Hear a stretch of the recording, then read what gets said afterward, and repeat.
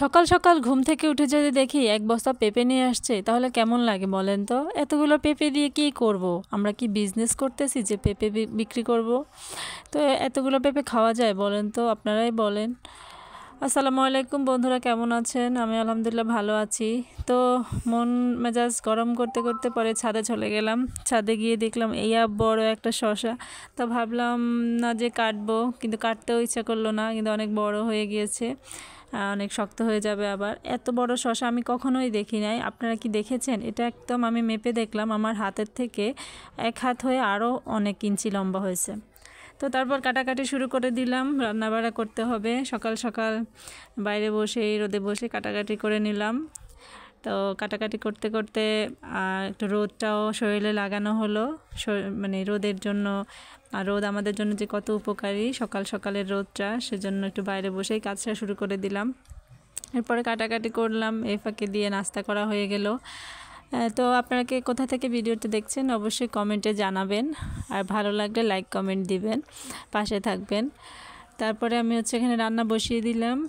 আমি ফুলকপি রান্না করতেছি।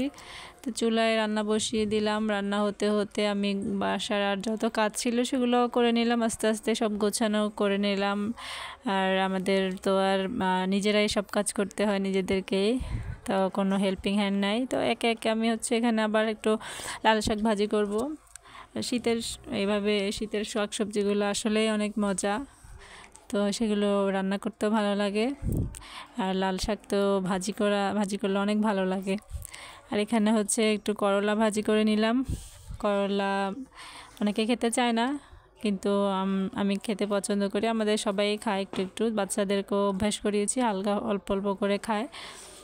আর দেখেন বাজার শেয়ার করতেছি, এর মাঝে আবার বাজার নিয়ে চলে আসছে।